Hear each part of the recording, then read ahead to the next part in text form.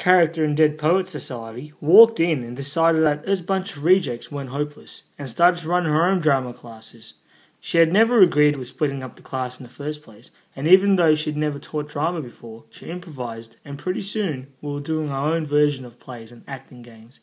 Suddenly, this bunch of rejects felt like the lucky ones, the ones taught by the secret drama teacher. Mrs. Borney not only taught us drama, but also how to write it, creating stories from scratch. One day she said to me, "Anne, you're a very, very talented storyteller." She had no idea how far that one line of encouragement would take me, until 20 years later, when this little boy became a famous comedian and surprised her on the TV show called Thank You. It's funny how boys and girls are treated differently. My sister always got a haircut at the hairdresser's, but quite on me, that was a job for Mum, and she was appalling at it. No training, no method, no tools. Just a pair of kitchen scissors, the type that you use to cut chickens apart, and a $2 comb. She always took it slowly, figuring she wouldn't start too short and give herself room for error, and then she would slowly chip away until it kind of looked right, but it never looked right. One side too short, a patch missing, a crooked fringe. It looked so bad that when I went to school the next day, all my friends thought I had picked up some sort of disease. A couple of mates waited until we were alone and asked, "What happened there?"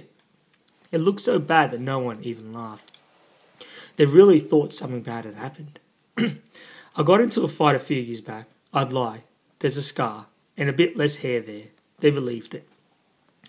Once, as soon as I had a spare $15, I took myself to the barber. When I walked in, the Indian guy dropped his barrow clean and shrieked, "Oh my God, what in the name of Vishnu happened to you?"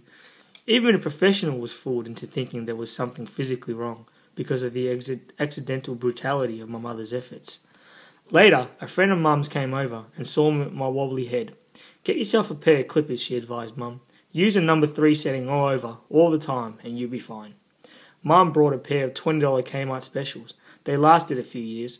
They used to jam up because they were cheap, and I had thick hair. Mum would yank them out, and I'd get clumps of bald spots.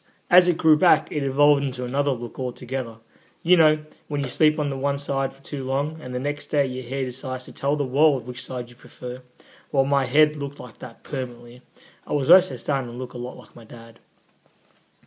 When times were good, Mum and Dad used to take us to McDonald's, once every few months, usually for a special occasion like Christmas, or choir winning a scholarship, or Dad's horses coming in at the races. It signalled good times, and even today, when I bite into a Big Mac and get a big hit of that special sauce, I get a dose of memories flooding back. In 1993, Mum was working multiple jobs to feed 3 teenage kids. Rice is cheap, but combined with chicken thigh or drumsticks at $5 a kilogram, well, you got a few days' worth of meals. We hadn't been to McDonald's in years. I came home from school one day, lifted open the letterbox, and discovered a flyer announcing McDonald's Laguna is closing down. Because it was the first ever Macca's to open in Australia, to commemorate its last day there was going to be a never seen before special. It read, "Bring this flyer in and get a Big Mac for 50 cents. 50 cents? Woohoo! Limit